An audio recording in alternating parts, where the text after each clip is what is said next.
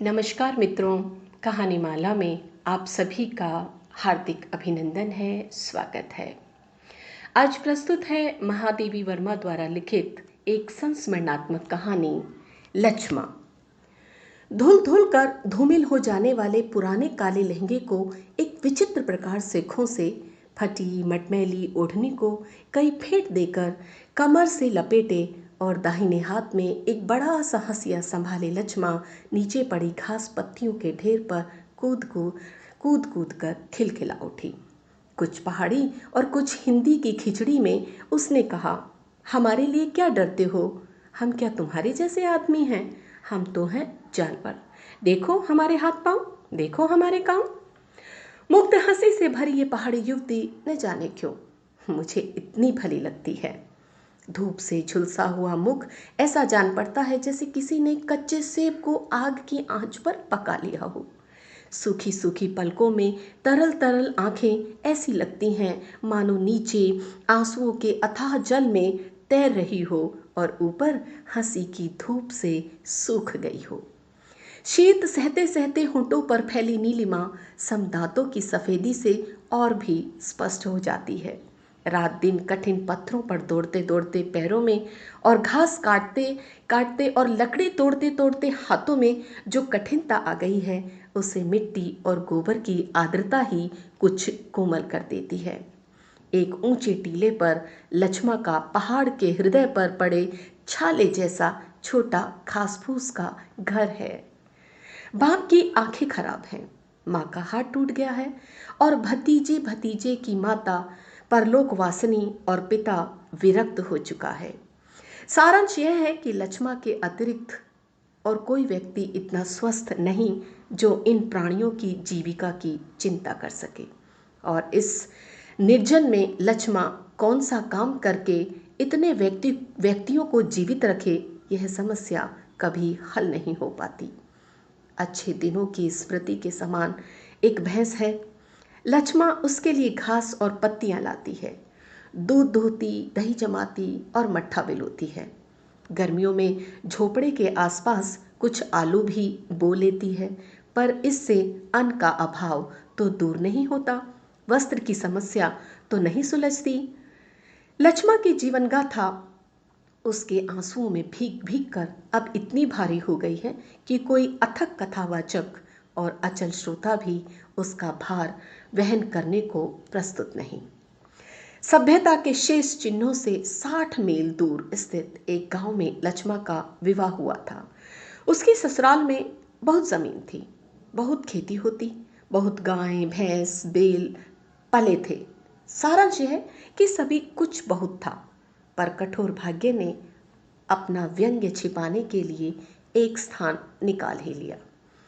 उसका पति पागल तो नहीं कहा जा सकता, पर उसका मानसिक विकास एक बालक के विकास से अधिक नहीं हो सका। पागल लड़के की बुद्धिमती और परिश्रमी बहू को सास ससुर चाह सकते हैं, पर देवर जेठों के लिए तो वह एक समस्या ही हो सकती है, क्योंकि उसकी उपस्थिति में भाई की संपत्ति का प्रबंध करना भी आवश्यक हो जाता है और उसे आत्मसात करने की इच्छा रोकना भी अनिवार्य हो उठता है। अनेक अत्याचार सहकर भी जब लक्ष्मा ने अपना अधिकार छोड़ने की इच्छा नहीं प्रकट की, तब एक बार वह इतनी अधिक पीटी गई कि बेहोश हो गई और मृत समझकर खड्ड में छिपा दी गई।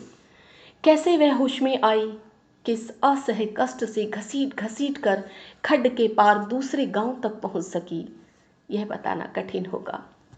अपने संबंधियों के अत्याचार के संबंध में उसने एक शब्द भी मुंह से न निकालने दिया, क्योंकि इससे उसके विचार में घर की मर्यादा चली जाती। इसके अतिरिक्त अपने मारे पीटे जाने की बात अभिमानिनी लक्ष्मा कैसे बताती?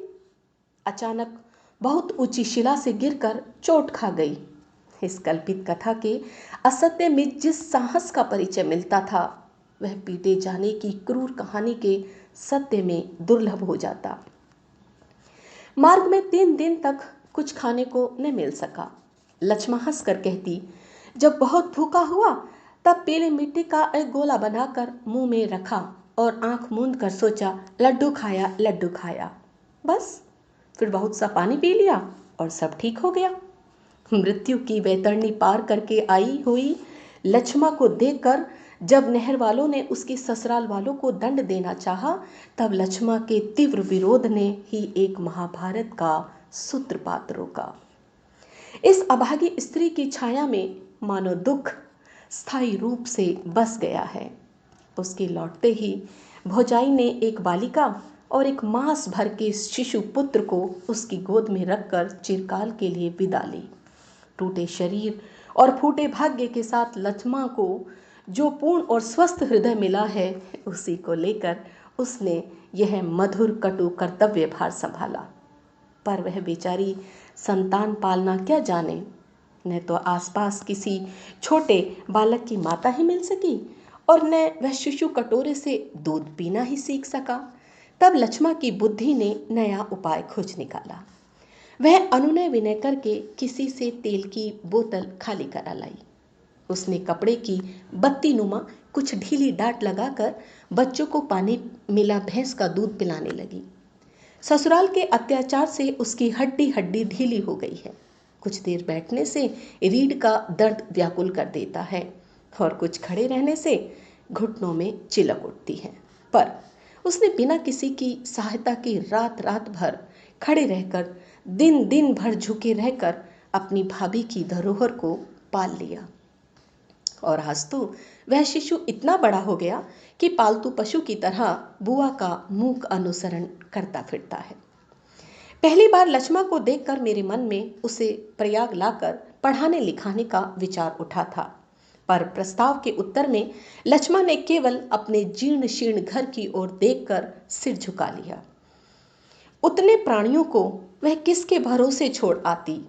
उस समय आशा थी कि पत्नी वियोग से अव्यवस्थित भाई संभवतः लौटकर अपना कर्तव्य संभाल ले, पर उस आशा के दुराशा सिद्ध होने पर भी लक्ष्मा की उजली हंसी निराशा की छाया से मलान नहीं हुई।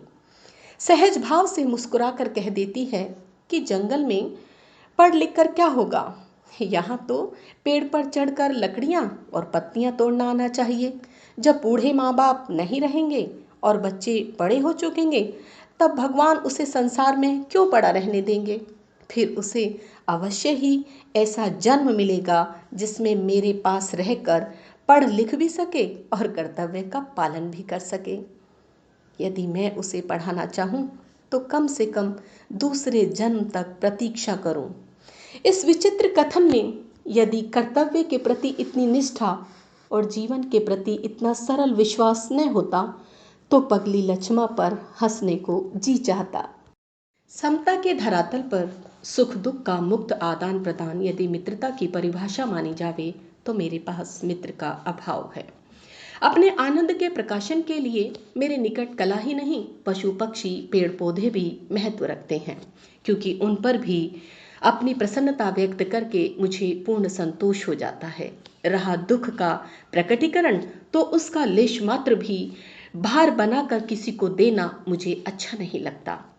दूसरे के सुख में एक प्रकार की निश्चिंतता का अनुभव करके मैं दूर ही रह जाती हूँ और दुखाग्रस्त से मेरे संबंध का आधार वात्सल्य ही रहता है।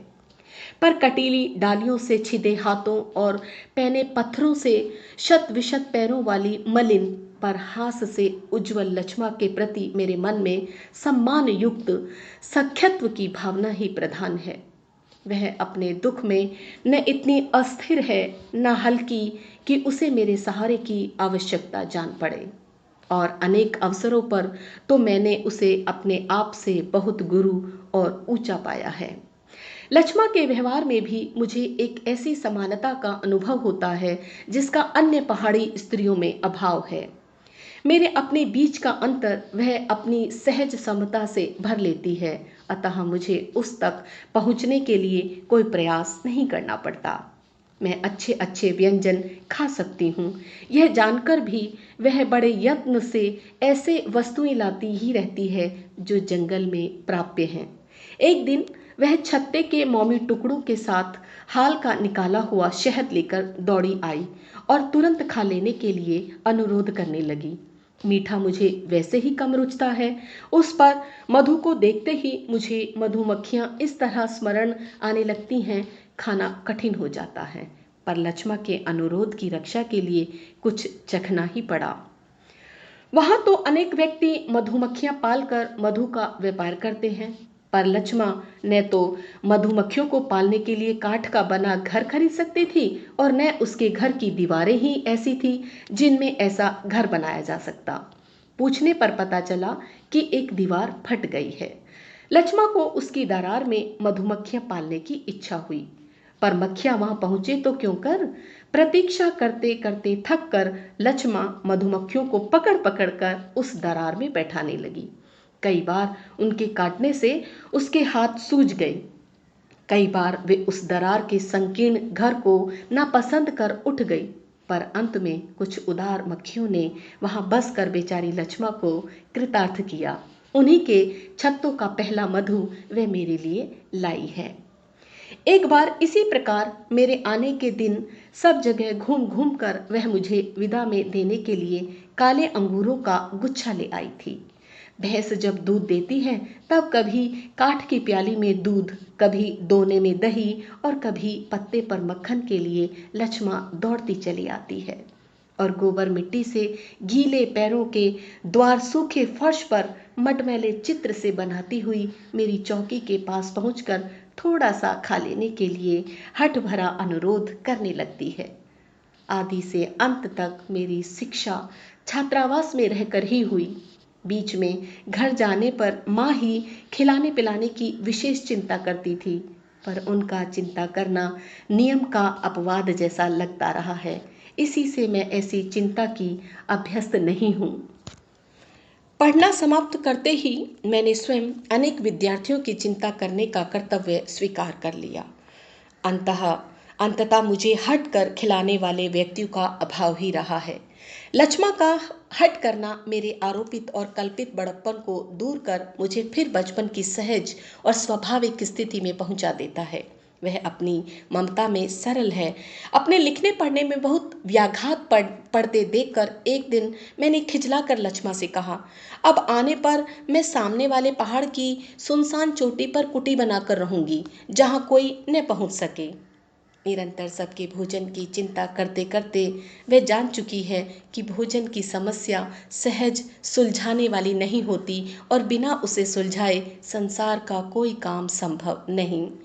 निर्जन में कहीं मैं भी इसी समस्या में उलझकर न रह जाऊं, यही सोचकर उसने जो उपदेश गर्भित अनुरोध किया वह उसी के योग्य था।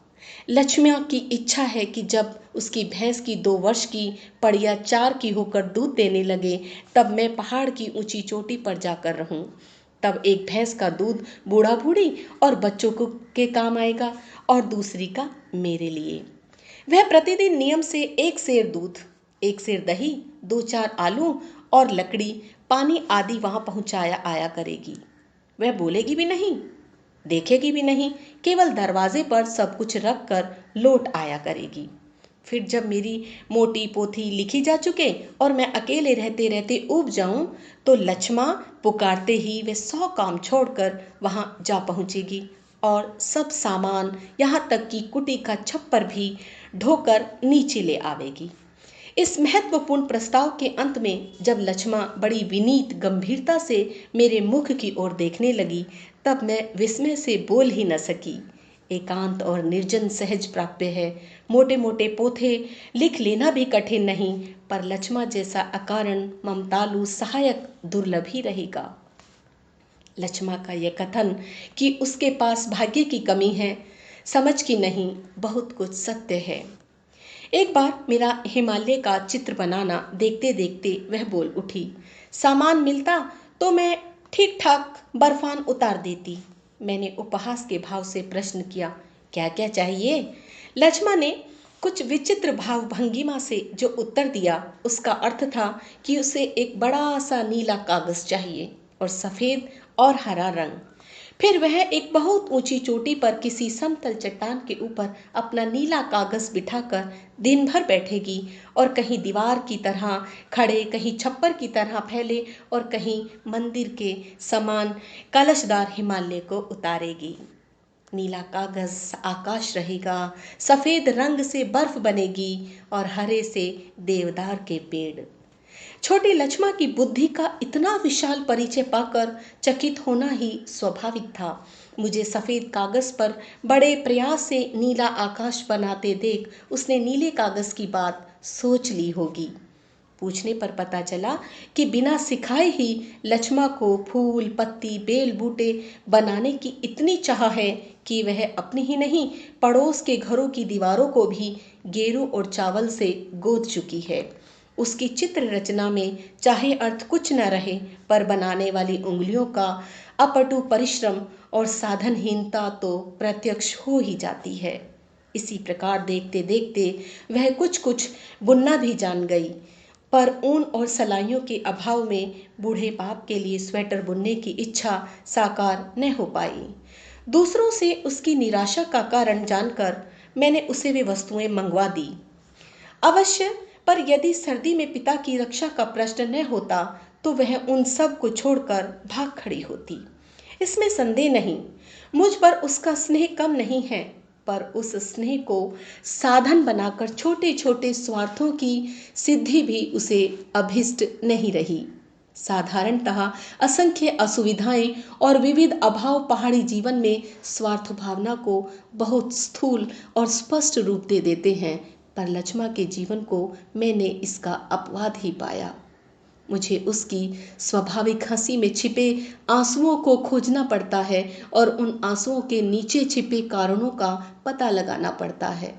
फिर अंत में हम तो ऐसे ही जंगली हैं, हमें क्या चाहिए आदि के द्वारा लक्ष्मा मेरा सारा परिश्रम निष्फल किए बिना नहीं रहती। हृदय से इतनी स्वच्छ लक्ष्मा को बाहर से मलिन ही रहना पड़ता है। कभी कभी तो अपनी मलिनता पर आप ही झुझला कर कह उठती है, मैं तो इतनी मैली हूँ, मुझे भीतर मत आने दो, बाहर ही रोक दिया करो, देखो तो सारा का सारा घर कैसा लगने लगता है। उसके इस प्रकार के उद्गार स्वयं अपने ही प्रति हुआ करते हैं, क्योंकि उनके उपरांत वह मुझे सफाई देने लगती है। पांव तो सवेरे ही मल मल कर धोए थे, पर आधे रास्ते से भैंस को घास डालने लौट जाना पड़ा। लहंगा तो कल पत्थर पर मोगरी से पीट पीट कर छाटा था, पर बच्चे ने मिट्टी भरे हाथ पोंछ लिए। ओढ़नी तो परसों झरने में धोकर सुखाई थी, पर घास बांधने की रस्सी बीच में टूट गई और इसी से बांध कर लाना पड़ा। न जाने किस युग में लक्ष्मा के पास एक काठ की कंघी थी, फिर जब से वह खोई तब से झरने में धोकर बहुत उलझे बालों को नोच कर फेंक देना ही उसका प्रसाधन हो गया। मेरे यहाँ एक पुराने काले कंघे का उपहार पा लेना उसके लिए एक असंभावित घटना हो गई। उस कंघे को दराती के साथ कमर में खोस कर वह पहाड़ में किस किस कोने में किस किस झरने की सहायता से श्रृंगार नहीं करती फिरती, यह बताना कठिन है। पर उसकी विचित्र केश रचना जनित प्रसन्नता देखकर आंसू आए बिना नहीं रहते। श्रृंगार के असंख्य अभूतपूर्व साधनों से भरी 20वीं शताब्दी में भी जिस स्त्री के लिए इतनी तुच्छ वस्तु दुर्लभ है, उसके दुर्भाग्य को कौन सा नाम दिया जावे। एक बार अन्य स्त्रियों ने सुना कि लक्ष्मा न जाने क्या धूप दीप करके उनकी संतान का अमंगल मनाती रहती है। पूछने पर पता चला कि वह संतान का ना तो नहीं पर कुछ आंसुओं का अमंगल अवश्य मनाती है। उसके घर न जाने कब की पुरानी और कीड़ों की खाई हुई दुर्गा की तस्वीर है, जो सवेरे सांझ उसके सामने कुछ अंगारे रखकर उन पर कुछ सूखी पर सुगंधित पत्तियों की धूप डालकर वह कह लेती है, जो उस पर बुरी दृष्टि डाले उसकी आंखें जलकर शार हो जावें। दूसरों की आंखों का अमंगल चाहने से किसी की पवित्रता की रक्षा नहीं होती, क्योंकि वास्तविक पवित्रता का प्रमाण तो यही है कि मलिन से मलिन दृष्टि भी उसका स्पर्श कर पवित्र हो जावे। इस सत्य को समझाना सहज नहीं था, पर लक्ष्मा को मेरे कथन के सूक्ष्म भाव तक पहुंचने में कठिनता नहीं हुई। तब से उसके धूप दीप में अपनी ही नहीं सबकी कल्याण कामना रहती है। यह पर्वत की कन्या जितनी निडर है उतनी ही निश्चल। जिस प्रकार अपनी दरांती के साथ वह अंधेरी से अंधेरी रात में भी मार्ग ढूंढ लेती है, उसी प्रकार अपने निश्चय के साथ वह घोर से घोर विरोध में भी अटल रह जाती है। कुछ वर्ष पूर्व लक्ष्मा के जीवित हो जाने का समाचार पाकर ससुराल के कुछ संबंधी उसके अबोध पति को लेकर उसे बुलाने आए। उसने अपने बालक बुद्धि पति से अनुरोध किया कि वह अपने भाइयों को सब कुछ सौंप कर आ जावे और उसी के पास रहे। वह स्वयं भैंस की गोठ में पड़ी रहेगी, पर पति के रहने के लिए एक लिपि पुती स्वच्छ कोठरी का प्रबंध करेगी। स्वयं चाहे मलिन दुर्गंधित घास में पड़ी रहेगी, पर उसके लिए गांव वालों से चारपाई मांग लावेगी। आप सूखी रहेगी, पर रात दिन मजदूरी करके उसके लिए भोजन का प्रबंध करेगी। लक्ष्मा के साथ उसका विवाह हुआ है, अतः उसे वह जीवन भर न छोड़ेगी, पर वह उसके घर नहीं जा सकती, क्योंकि वहाँ लोग उसे मार डालेंगे और उसके माता पिता भतीजा भतीजी भूख से अपने आप मर जाएंगे। संबंधियों ने उसके पति को वहाँ न छोड़ा, क्योंकि उन्हें मरकर जीवित हो जाने वाली मायावनी बहू की सच्चाई पर विश्वास नहीं। लक्ष्मा के इस व्यवहार से आसपास असंतोष की लहर सी फैल गई और वह अनेक प्रकार की चर्चा का आधार बनने लगी। समाज के मनोविज्ञान का जैसा परिचय समतल में मिलता है, वैसा ही पर्वत की विषम भूमि में भी एक पुरुष के प्रति अन्याय की कल्पना से ही सारा पुरुष समाज उस स्त्री से प्रतिशोध लेने को उतारू हो जाता है, और एक स्त्री के साथ क्रूरतम अन्याय का प्रमाण पाकर भी सब स्त्रियां उसके अकारण दंड को अधिक भारी बनाए बिना नहीं रहती। इस तरह पग पग पर पुरुष से सहायता की याचना न करने वाली स्त्री की स्थिति कुछ विचित्र सी हो जाती है। वह जितनी ही पहुंच के बाहर होती है, पुरुष उतना ही झुंझलाता है, और प्रायः यह झुंझलाहट मिथ्या अभियोगों के रूप में परिवर्तित हो जाती है। यह स्वाभाविक भी है, क्योंकि जो अप्राप्त है उसी को प्राप्त प्रमाणित करके हमें संतोष होता है। जो प्राप्त है उसे प्राप्त प्रमाणित करने की आवश्यकता ही नहीं रहती। पर खड़ा हुआ व्यक्ति यदि अपने गिरने की घोषणा सुनते सुनते खड़े होने के प्रयास को व्यर्थ समझने लगे, तो आश्चर्य क्या। इसी कारण जब तक स्त्री स्वभाव से इतनी शक्तिशालिनी नहीं होती कि मिथ्या पराभव की घोषणा से विचलित न हो, तब तक उसकी स्थिति अनिश्चित ही रहती है। लक्ष्मा में मैंने अविचलित रहने की शक्ति भी देखी और बड़े से बड़े अपकार को क्षमा कर देने की उदारता भी। न वह दूसरों की निंदा करके हल्की बनती और न अपनी सफाई देकर आत्मविश्वास की न्यूनता प्रकट करती। उसका दर्पण जैसा मन स्वयं ही अपनी स्वच्छता का प्रमाण है। एक बार तो जब एक सज्जन मेरे घर में बैठकर मुझे लक्ष्मा की कल्पित दोष गिना रहे थे, तब वह दरवाजे के बाहर खड़ी होकर उन्हें छोटे बच्चे की तरह मुंह चिढ़ा रही थी। गांव के बुरे से बुरे व्यक्ति की भी चर्चा चलते ही वह सरल भाव से कह देती, अपने आप रहेगा। उसके स्वनिर्मित शब्दकोश में इसका अर्थ है, रहने दो, जैसा करेगा वैसा पाएगा। मार्ग में आने जाने वाले सभ्य जब चरने वाली भैंस और चराने वाली लक्ष्मा के साथ एक सा उपेक्षा भरा व्यवहार करते हैं, तब वह रुष्ट नहीं होती, उल्टे उनकी सफाई देने लगती है। हम तो आदमी जैसे नहीं, वे बहुत अच्छे हैं, फिर हमसे कैसे बोले, हम भी नहीं बोलते। तुम बहुत अच्छा नहीं करते क्योंकि हमसे बोलते हो, पर तुम हमसे अच्छा बोलते हो, इसी से हम तुमको घेरते हैं। ऐसे टूटे फूटे वाक्यों में लक्ष्मा का जो तात्पर्य छिपा रहता है, उसे पूर्णतः समझ लेना चाहे सहज न हो, परंतु इतना तो समझ में आ ही जाता है कि उसके अपनी लघुता पर संकुचित हृदय में किसी के प्रति कोई दुर्भावना रखने का स्थान नहीं है। मेरे आने का दिन लक्ष्मा के लिए बहुत व्यथा भरा दिन रहता है। भैंस दूहकर वह मेरे यहाँ दौड़ कर आती है। पानी भर कर वह फिर एक चक्कर लगाने चल देती है। बच्चों को रोटी देकर वह फिर एक फेरी दे जाती है। जैसे जैसे मेरा सामान बंधता है, वैसे वैसे मानो लक्ष्मा के जोड़ जोड़ के बंधन शिथिल होते जाते हैं।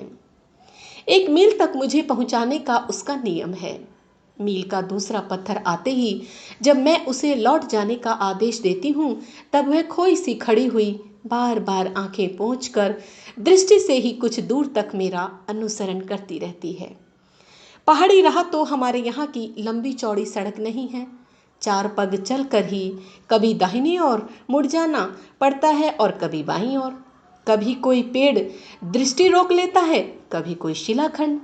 मेरे दृष्टि से ओझल हो जाने पर भी लक्ष्मा का आंसुओं से गीला कंठ दूर तक सुनाई देता रहता है। संभाल के जाना, जल्दी लौटना, अच्छा अच्छा अच्छा। इन दिनों लक्ष्मा के सामने भूखे मरने का प्रश्न नहीं रहता। सेब के बाग फलों से लदे हुए हैं।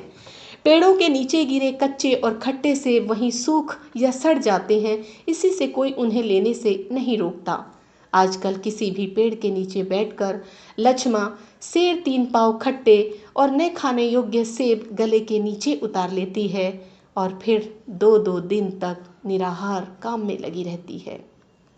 पर धीरे धीरे वह जाड़ा आ रहा है जब धरती के हृदय पर दुख भार के समान 3-3 फुट ऊंची बर्फ जम जाएगी, जब लोग अपने अपने घर में आग तापते हुए पुरानी कथाओं को नए ढंग से कहेंगे, जब संपन्न और निर्धन सब अपने संचित अन्न के भरोसे प्रकृति की तरल पर क्रूर क्रीड़ा का उपहास करेंगे, जब कुछ पशु नीचे के गर्म गांव की ओर भेज दिए जाएंगे और कुछ सुखाई हुई घास देकर गर्म गोठों में सुरक्षित रखे जाएंगे, और तब विकलांग बूढ़ों, असमर्थ बालकों तथा अरक्षित पशुओं को लेकर लक्ष्मा क्या करेगी? मुझे उसका कोई समाचार नहीं मिलता। यह सत्य भी है और नहीं भी। वह पढ़ी लिखी होती तो पत्र लिखने की सुविधा रहती। यह सुनकर लक्ष्मा एक विचित्र भाव भंगिमा के साथ अपनी अटपटी सी भाषा में उत्तर देती है। हम तो अपने जैसे लिख लेते हैं, एक टीले पर बैठाकर सोचते हैं यह लिखा वह लिखा, यह सब ठीक ठीक लिखा गया, यह लिखना अच्छा नहीं हुआ। जब मन में आता है कि चिट्ठी गई तब उठकर खुशी से घास काटते हैं, लकड़ी तोड़ते हैं। क्या हमारा लिखा नहीं पहुंचता? कागज, कलम, स्याही और अक्षरों से शून्य तथा पोस्ट ऑफिस की सहायता के बिना भेजी गई चिट्ठी की बात सुनकर किसे हंसी नहीं आवेगी? पर जब सर्दियों में मैं अचानक ही यहाँ के कमरे को छोड़कर उस हिम से मूर्छित पर्वत की ओर जाने की और उद्यत हो जाती हूँ, गर्मियों में सभ्य समारोह से मुखरित पर्वतीय सौंदर्य का निरादर कर उस व्यथा से नीरव हिमानी के कोने में पहुँचने के लिए विकल हो उठती हूँ, तब मुझे निरक्षर लक्ष्मा की चिट्ठी नहीं मिलती। ये कौन कह सकता है? धन्यवाद।